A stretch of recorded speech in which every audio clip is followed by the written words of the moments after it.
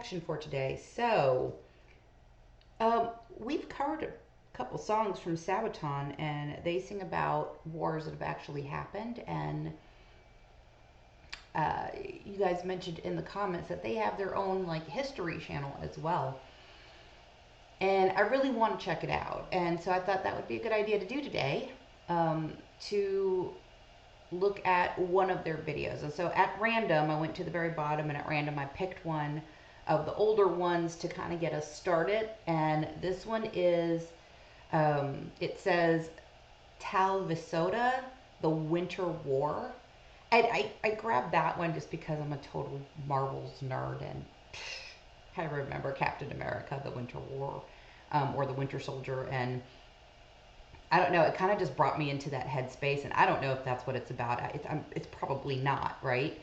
But this is going to tell us about it, and I would really like to hear it. So I thought you guys might like to see it with me, since you introduced me to it. So that being said, I will link ways to show support to their channel in the description box below, as well as for myself if you so choose to do so, because you know you want to. Anyway, this one is a little bit of a longer video, so let's go ahead and get started. I'm Indy Nidell. And I'm Joakim from Sabaton, and this is Sabaton History. Very cool. The Soviet Red Army invaded Finland in late 1939, and the Winter War had begun. The Soviets thought the war would be over in a matter of weeks, if not days, but they were wrong, as the Finnish defenders surprised the world with their tenacity. And our song Talvisota is a tribute to Finnish sisu.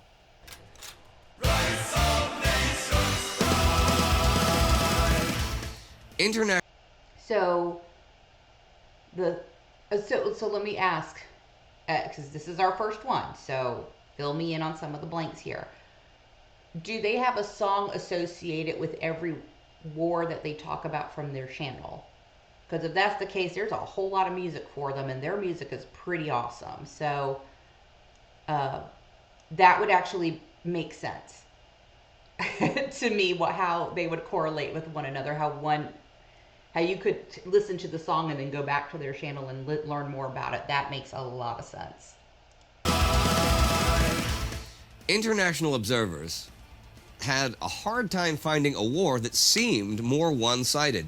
The military might of the Soviet Union versus little Finland with a population of some 3.65 million. Without modern equipment, without tanks or even allies, the Finnish seemed doomed from the start as Soviet troops crossed the border November 30th, 1939, starting what the Finns called Talvisota, Winter War.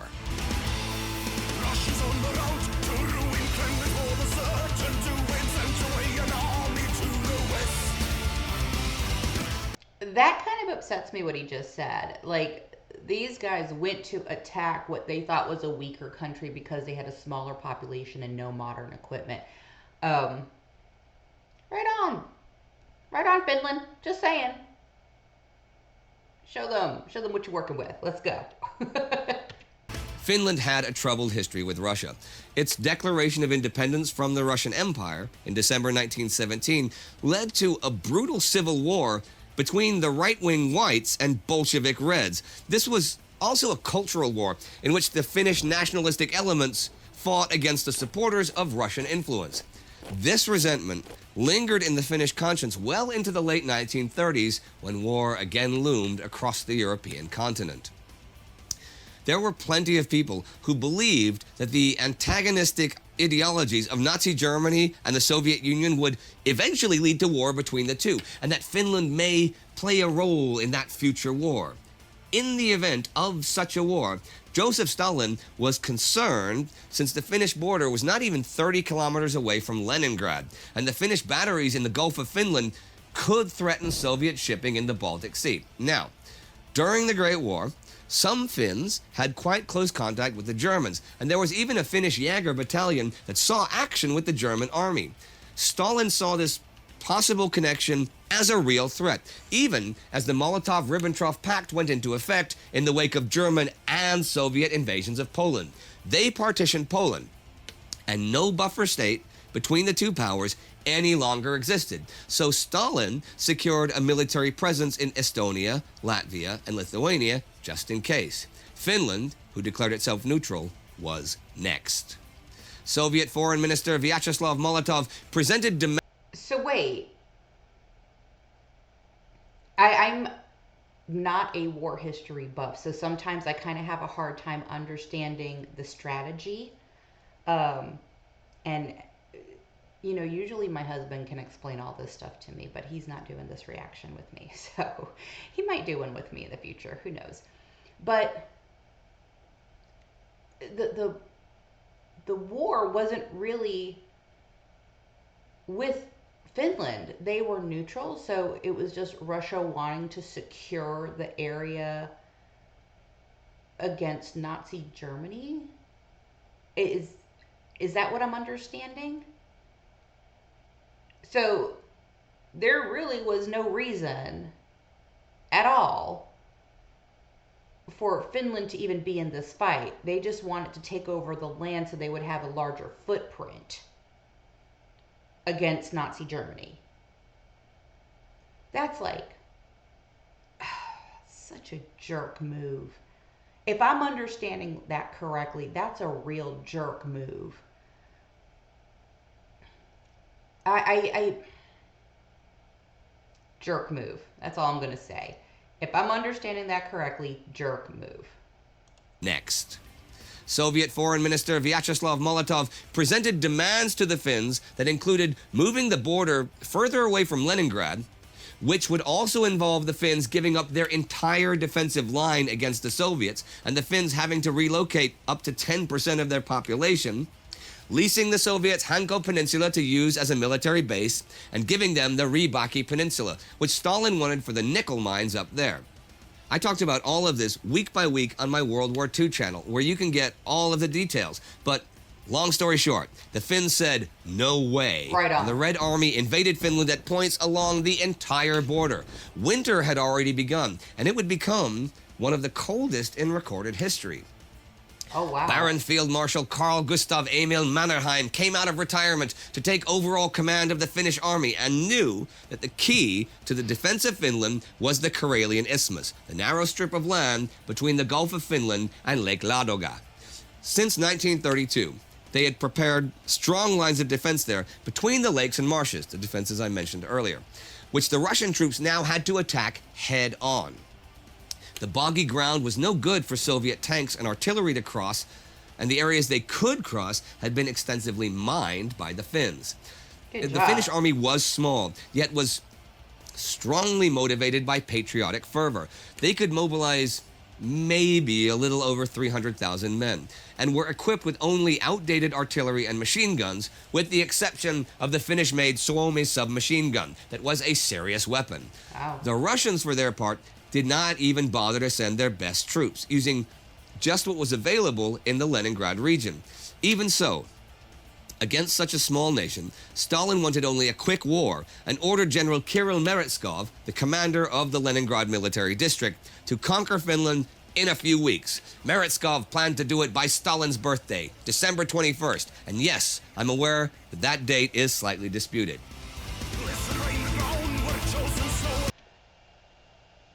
So, that was just disrespectful. They didn't even bother to send their best troops. They just like, it's Finland. They don't got a lot of stuff. I'm just going to send this group of people over there. They'll take care of it. That's some disrespectful stuff to another person's country, you know? Like, that one nation to another nation. It's like, no. I'm glad that, you know, they were underestimated. Because it sounds like they were very much underestimated. Date is slightly disputed.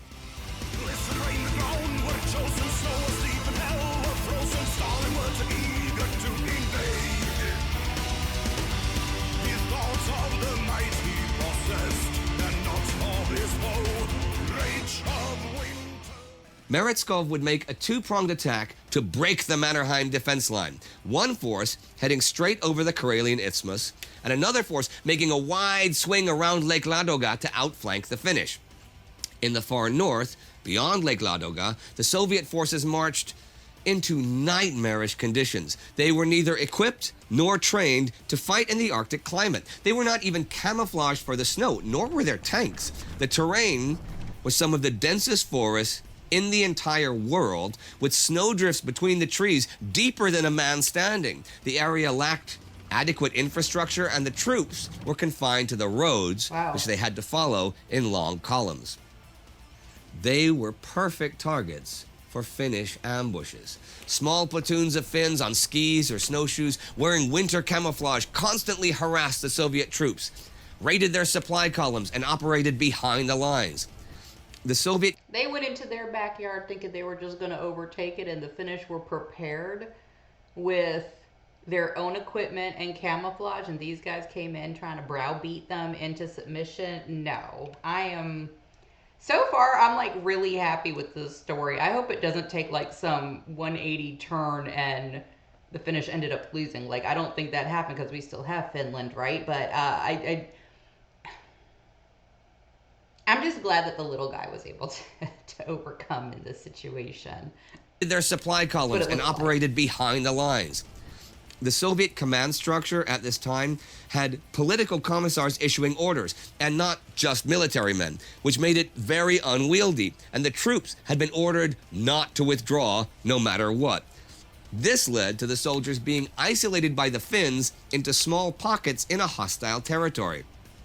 The Finns called the pockets mottis, the word for stacked firewood, like how the Soviet soldiers were huddled together in defensive positions in freezing temperatures with barely any food through the long nights of northern Finland. Motti techniques were snipers and mortar teams harassing the trapped soldiers and depriving them of sleep, while stragglers, firewood gatherers, and supply columns were picked off one by one. Wow. Slowly but steadily, those mottis shrunk as the Russian soldiers starved or froze to death Oh, man. until they were weak enough for assault companies to finish them off. This had the added bonus of preserving ammunition, salvaging the Russian weapons, and winning without costly direct engagement. Wow. Talk about strategy.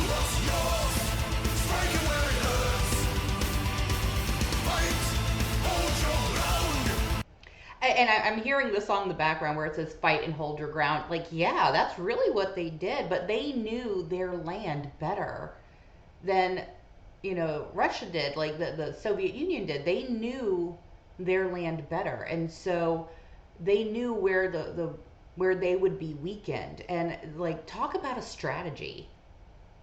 Talk about knowing how to use the elements around you. It doesn't have to be strength in numbers. It could be strength in your strategy. This is like so interesting to me. I've never heard of this war, and that's not a surprise because I'm not, like I said earlier, I'm not a history war buff. That's my husband.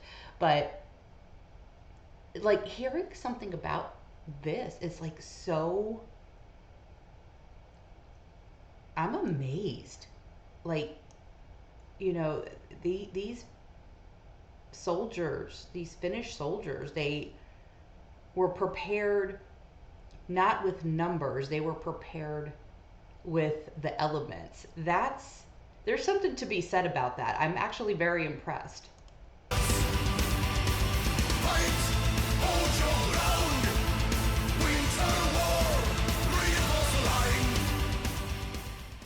The Finnish defenses of the Mannerheim Line were strong, and that, together with the knowledge of the terrain and with having skilled NCOs trained in small group tactics, they could outmaneuver the Soviets, even heavily outnumbered. But they still lacked adequate weapons, especially weapons to deal with the Soviet tanks. One way was to sneak up to a tank and throw an explosive cocktail of gasoline, kerosene, and tar at it, hoping to ignite the machinery. They named it the Molotov cocktail after the Soviet foreign minister. Oh, so that's where we He get had that said name. that the Soviet bombers would only drop food supplies, not bombs. When bombs were, in fact, dropped, they were called Molotov bread baskets. Molotov cocktails had, in fact, been used earlier in the Spanish Civil War, but it was here they got their name. So that's how it got its. So I've heard that expression or that term here stateside with some crazy people. I'm just going to say it, crazy people that think they can just with brute force um, create the change that they want. And this is an example of how browbeatings or trying to browbeat someone into submission can really, really have the wrong outcome that you were hoping for. So, I mean, I don't know. How interesting. Been used earlier in the Spanish Civil War, but it was here they got their name. Finnish humor did indeed spoil Russian hopes for a quick victory. Soviet high command grew frustrated with the lack of progress, but this came to a large degree from insufficient skills in organization and coordination between the Russian forces. Even though they had a big advantage in armor, artillery, and aircraft, they could not combine arms efficiently. The more mobile Finns could thus react to each threat separately and concentrate their small forces on where the Soviets attacked next. Throughout December 1939, the Finns consistently and devastatingly defeated the Red Army. But in the long run, they could not hope to beat the entire USSR's military. Help from other nations was often promised but rarely delivered, though volunteers from all around the world arrived and in many cases fought. With Semyon Timoshenko and Georgy Zhukov now in charge as 1940 began, the Red Army underwent a period of retraining for Winter War and using combined operations. Oh no. By mid-February, the Mannerheim Line was broken, and in the early hours of March 13, 1940, Finland and the USSR signed the treaty that ended Talvisota.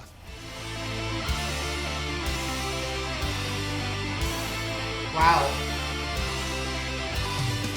The Soviets gained all the concessions they had asked for and more, but at what cost? The Finns had lost some 25,000 killed and maybe another 50,000 wounded, over 2% of their population in just 105 days. But the Soviets had taken over 200,000 casualties according to their own estimate, but they may have had as many as 250,000 men killed, not even counting the wounded. The Winter War was a serious blow to Soviet pride, and the outside world now believed the USSR to be just a paper tiger.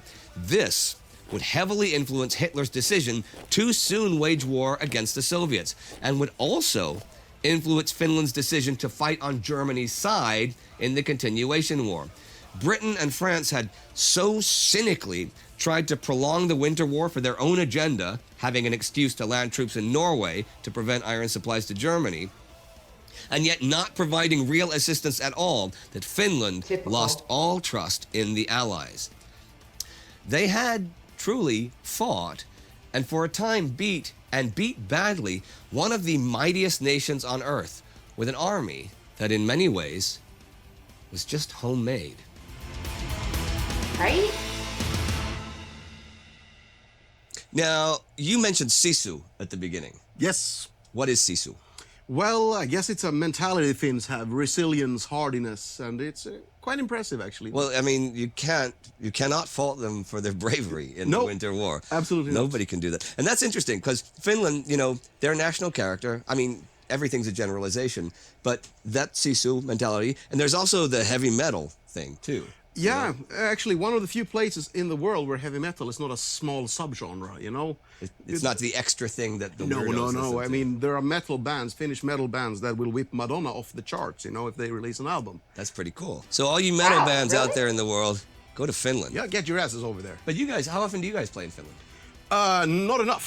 Yeah, but it's so close to Sweden. Yeah, and it took us a while to get there as well. I mean, I think we'd been going on for like 8 or 9 years as a band before we actually made it to Finland. Wow. Which is kind of weird because we'd been, all over Europe at that point. But And not to the boat to Finland is so easy. Yeah. Well, that's the first time that we really hung out after the planning session was on the boat to Finland. Yes, on the boat to Finland. Like John F. Kennedy comes back, here's a gun, look, take it to you, man. On the boat to Finland, they serve a lot of cocktails. Oh, yes, they do. Now, you have a special cocktail. Yes, a very, very special one. One served for Mr. Molotov, actually. one of the actual original Molotov cocktails from the Winter War. Yes. That was not exploded or It something. was made from these Jalovina bottles. I think that's fantastic. Wow. With the whole Yeah, we have a bottle. lot of stuff like that in our rehearsal space. I guess we'll bring it for the show sometime, some stuff.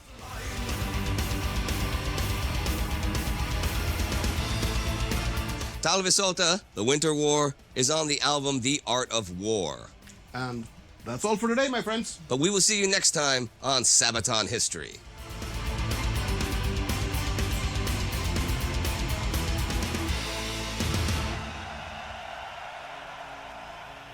All right, everyone, that's it for today. But right now, I want to ask you a few things, okay? Please subscribe to Sabaton History, the regular Sabaton channel, of course, but also check out World War II and Time Ghost, all right? Right here, you got some videos, I guess, a cool playlist of more Sabaton history stuff. And also remember to check us out on Patreon, all right? We got a lot of support from you over these years, and this support is going to help keep this channel running, actually. So I hope to see you all on the road, and take care. Oh. You know, I have to say,